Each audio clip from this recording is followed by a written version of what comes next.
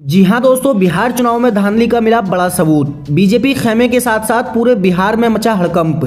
Mock poll से जुड़े कागजात जो स्ट्रांग रूम में होने चाहिए थे वो रोड पर पड़े मिले। खबर लीक होते ही चुनाव आयोग पर उठे कई गंभीर सवाल। बताएंगे दोस्तों खबर आपको पूरे विस्तार से, लेकिन उससे पहले आपसे अपील है वीडियो को अंत तक जरूर देखिएगा। साथ ही चैनल को सब्सक्राइब कर बेल बटन दबा दें ताकि आपको मिले हर वो खबर जो गोदी मीडिया आप तक नहीं पहुंचाता। जी हां दोस्तों, बिहार में विधानसभा चुनाव होने के बाद से लेकर अब तक चुनाव आयोग कई सवालों के घेरे में आ चुका है। कभी तेजस्वी यादव चुनाव आयोग पर भारतीय जनता पार्टी को जिताने का सीधा आरोप लगाते हैं, तो कभी लोकसभा सांसद मनोज कुमार झा। मगर इस बार सबूत मिलने से पूरे भाजपाई खेमे में हड़कंप मच गया है। बता दें दोस्तों, दैनिक भास्कर की एक रिपोर्ट के मुताबिक मॉक पोल से जुड़े कागजात स्ट्रांग रूम में होने चाहिए थे, मगर वो एक महिला को रास्ते में पड़े मिले। उस महिला ने राजद नेता अब्दुल वारिस सिद्दीकी तक वो कागजात पहुंचाए। आपको बता दें दोस्तों, मॉक पोल चुनाव से जुड़ी एक अहम प्रक्रिया होती है जिसे चुनाव के बाद स्ट्रांग रूम में रखा जाता है। लेकिन बिहार विधानसभा चुनाव खत्म होने के बाद बिल्कुल उल्टा हुआ, बल्कि चुनाव आयोग ने लापरवाही बरतते हुए चुनाव खत्म होते ही मॉक पोल को स्ट्रांग रूम में नहीं रखा, बल्कि उसे रोड पर फेंक दिया। बता दें दोस्तों, राजद नेता अब्दुल वारिस सिद्दीकी जो स्क्रीन पर आप देख सकते हैं वो मॉक पोल का डिब्बा दिखा रहे हैं, जिससे ये साफ नजर आ रहा है कि बिहार चुनाव में एक बड़ी धांधली की गई। दोस्तों, अगर धांधली नहीं होती तो वो पेपर जो स्ट्रांग रूम में सावधानी से रखे जाते हैं वो रोड पर कैसे पड़े मिले होते। और भी कई अहम सवाल जो उठ रहे हैं और चुनाव आयोग को सवालों के कटघरे में खड़ा कर रहे हैं। हालांकि इस पूरे मामले को लेकर तेजस्वी यादव ने भी ट्वीट कर चुनाव आयोग पर निशाना साधा है। तेजस्वी यादव ने अपने ट्वीट में लिखा कि मॉकपोल से जुड़े कागजात स्ट्रांग रूम में होने चाहिए थे, लेकिन रास्ते पर पड़े मिले। चुनाव आयोग को इस घटना की गहन पड़ताल कर दोषियों को नौकरी से बर्खास्त कर देना चाहिए। और तेजस्वी यादव ने बड़ा सवाल यह भी किया है कि अगर ऐसा नहीं किया गया तो फिर चुनाव कराने की रस्म अदायगी भी क्यों। ऐसे में दोस्तों, बिहार विधानसभा चुनाव में चुनाव आयोग का पर्दाफाश तो हुआ ही है, साथ ही भारतीय जनता पार्टी और नीतीश बाबू का भी पर्दाफाश हो गया है, क्योंकि चुनाव आयोग ने सत्तारूढ़ पार्टी के साथ मिलकर जो धांधली की, अगर वो सच नहीं है तो इतने जरूरी कागजात रोड पर नहीं मिल रहे होते। दोस्तों, अब बड़ा सवाल ये उठता है कि चुनाव आयोग इस पूरे मामले को कितनी सतर्कता से लेता है और दोषियों पर क्या कार्रवाई करता है। आपकी जो भी राय हो हमें कमेंट बॉक्स में कमेंट करके जरूर बताइए। इसी के साथ दोस्तों, आपको लिए चलते हैं अगली और बड़ी अहम खबर की ओर। बिहार की क्षेत्रीय राजनीतिक पार्टी भारतीय मित्र पार्टी के राष्ट्रीय अध्यक्ष धनेश्वर महतो ने लगाए प्रधानमंत्री नरेंद्र मोदी पर कई गंभीर आरोप।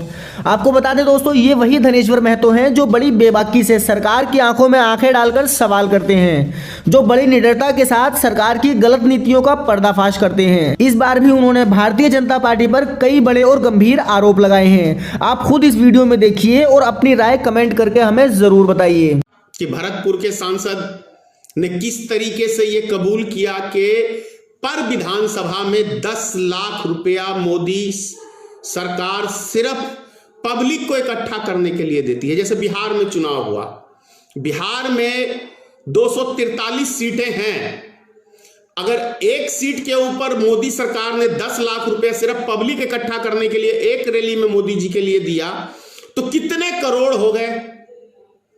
10 सांसद पे हो गए 1 करोड़, ये 10 विधानसभा पे 1 करोड़, यानी सिर्फ मधुबनी में 10 सीटें हैं तो उस पे 1 करोड़ रुपया दिया है।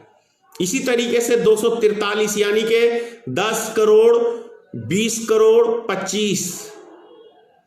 25 करोड़ रुपया सिर्फ एक रैली के ऊपर मोदी सरकार खर्च करती है, सिर्फ अपनी मन की बात सुनाने के लिए जनता को।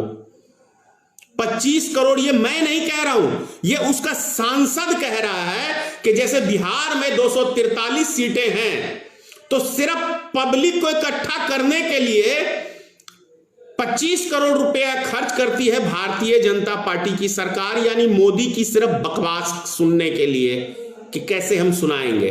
उसके बाद भी ये भीड़ इकट्ठी नहीं होती है।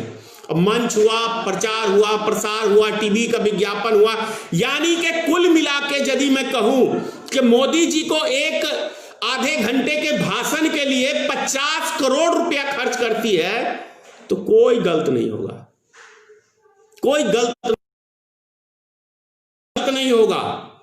अब यदि हम बात कर लें कि यदि बिहार में एक रैली के ऊपर मोदी जी ने 50 करोड़ खर्च किए तो 12 रैलियां शायद की थी, मैं कंफर्म नहीं हूं। 12 रैलियों पे यदि हम 50 करोड़ के हिसाब से बात करें, मोदी जी ने बिहार में सिर्फ अपनी मन की बात सुनाने के लिए 600 करोड़ रुपया खर्च कर दिया, तो क्या गलत है? 600 करोड़ रुपया सिर्फ मोदी ने अपनी भाषण सुनाने के लिए खर्च किया बिहार में। तो सोचो कि बहुत सारे नेता उसके आए, बहुत मुख्यमंत्री आए, उन्होंने कितना कितना रुपया खर्च किया सिर्फ रैली में भाषण सुनाने के लिए। तो इसीलिए मैं कह रहा हूं, गली गली में शोर है, मोदी चोर है। उसके सांसद कहते हैं भरतपुर के, मोदी जी के सांसद भरतपुर के कहते हैं कि पहले इंदिरा गांधी की रैलियां होती थी, वाजपेयी जी की रैलियां होती थी, लोग उन्हें सुनने आते थे, लेकिन अब ऐसा नहीं होता है। अब हमें पैसे खर्च करके पैसे के ऊपर हमको भीड़ इकट्ठा करनी पड़ती है। मतलब समझ रहे हैं कितनी क्वालिटी है मोदी में? कोई सुनने फुनने नहीं आता है। बेरोजगारी देश के अंदर बड़ी जबरदस्त है, बहुत जबरदस्त बेरोजगारी है, तो लोग करेंगे क्या? लोग करेंगे, चलो 200-400 500 रुपए, यदि वैसे 500 रुपए एक व्यक्ति पे खर्च करती है मोदी सरकार अपनी रैलियों में, और उनके कार्यकर्ता जो फलाने हैं, अंधभक्त हैं, गोबर भक्त हैं, उनकी कमाई होती है, इसलिए वो भक्ति में डूबे हुए रहते हैं, क्योंकि उनको भी बाल बच्चा पालना है। तो जिस तरीके से नोटबंदी हुआ था, नोटबंदी पे हम थोड़ी बात कर लेते हैं।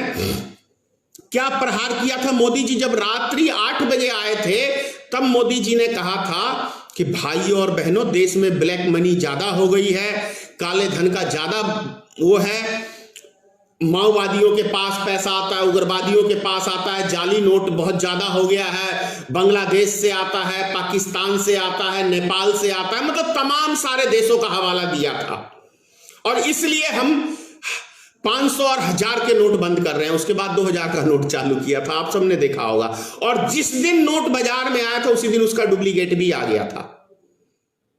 बहुत जगह नोट पकड़े भी गए थे उसी टाइम में। तो समझ लीजिए, उसके बाद नोटबंदी में इन्होंने क्या, गरीबों को तो सबको लाइन में खड़ा कर दिया, और मोटे व्यापारियों को जो काला धन के मास्टरमाइंड थे, यानी यही तो सबसे बड़े मास्टरमाइंड है, अब इनके पास इतना काला धन था कि इनको सफेद करना था। तो सफेद कैसे हो? तो चलो एक ऑफर दिया, भाई भारत सरकार को वैसे भी टैक्स यदि हम ज्यादा कमाते हैं, 10-20 लाख रुपया कमाते हैं, तो 30% हमको इनकम टैक्स देना होता है। तो ब्लैक मनी में उन्होंने जमा कर रखा, वो पैसा उनसे कैश हो नहीं रहा, तो उसका रास्ता क्या है? रास्ता है 50-50। चलो 50% भारत सरकार के खजाने में डाल दो और 50% का एक नंबर का मास्टरमाइंड बन जाओ। तो देश को लूटो और उसके बाद सरकार बनाओ, और फिर उस ब्लैक मनी को सरकार को खुश करने के लिए, खुद ही खुश करने के लिए, आधा पैसा सरकार के खजाने में, आधा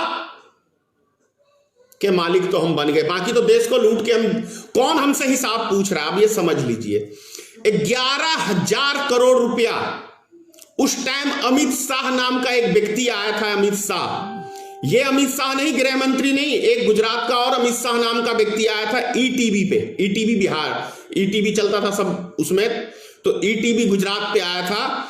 उस पे उसने कबूल किया था कि 11,000 करोड़ रुपया मेरे पास है नेताओं का ब्लैक मनी। उस दिन के बाद वो अगले दिन से जो गायब हुआ, वो आज तक नहीं पता चला कि वो बेचारा कहां गया, जिंदा है, मुर्दा है, कोई नहीं जानता। तो कौन है काले धन का मास्टरमाइंड?